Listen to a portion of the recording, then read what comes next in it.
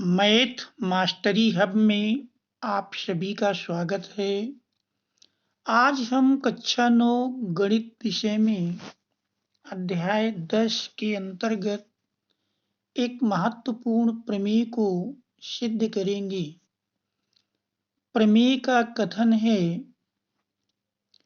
अर्धवृत्त पर स्थित कोण समकोण होता है। अर्धवृत्त पर बना कोण समकोण होता है। चित्र में कोण ACB अर्धवृत्त पर स्थित है, जिसमें केंद्र O है और AOB व्यास है।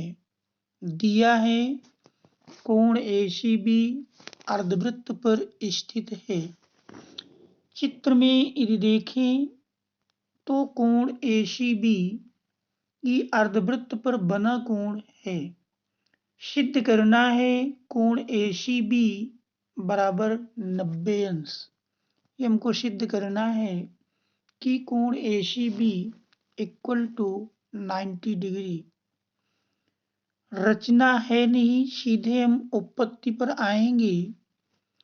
और चूंकि पूर्व में हमने प्रमेय पढ़ी है कि वृत्त में किसी चाप द्वारा केंद्र पर बना कोण शेष परिधि पर बने कोण का दूना होता है, और इसी को हम यदि दूसरे रूप में देखें तो कह सकते हैं कि वृत्त में किसी चाप द्वारा शेष परिधि पर बना कोण केंद्र पर बने कोण का आधा होता है।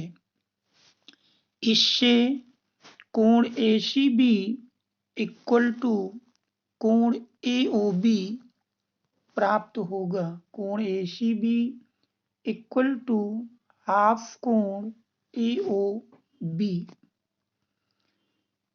चूंकि अगर हम AOB देखें तो AOB व्यास है, अर्थात एक सरल रेखा है, और सरल रेखा पर बना हुआ कोण 180 अंश होता है।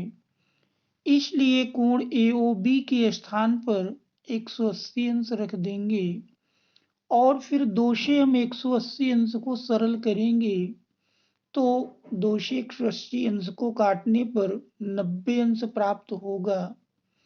इस प्रकार से कोण ACB इक्वल टू 90 डिग्री प्राप्त होता है। इस प्रकार से यह प्रमेय सिद्ध हो जाती है। इसी प्रकार हम दीर्घवृत्त पर स्थित कोण न्यून कोण होता है और लघु वृत्तखंड में स्थित कोण अधिक कोण होता है, इसको भी सिद्ध कर सकते हैं। इस प्रमेय को एक सारांश के रूप में देखते हैं। प्रमेय का कथन है, अर्धवृत्त पर स्थित कोण समकोण होता है। तो देख रहे हैं, दिया है कोण ACB अर्धवृत्त पर स्थित कोण है। सिद्ध करना है, क्योंकि कथन कह रहा अर्धवृत्त पर बना कोण समकोण होता है, इसलिए सिद्ध करना है कोण ACB इक्वल टू 90 डिग्री।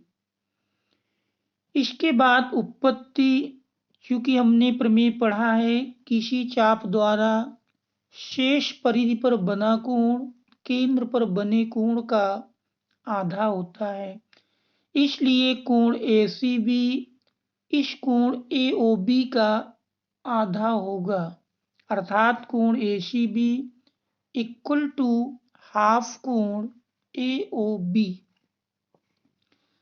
चूंकि AOB वृत्त का व्यास है, अर्थात एक सरल रेखा है, और एक सीधी रेखा या सरल रेखा पर बना हुआ कोण 180 अंश का होता है, इसलिए हम कोण AOB के स्थान पर 180 अंश रख देंगे तो हमारा समीकरण बन जाएगा कोण ACB इक्वल टू 1/2 गुणी 180 अंश।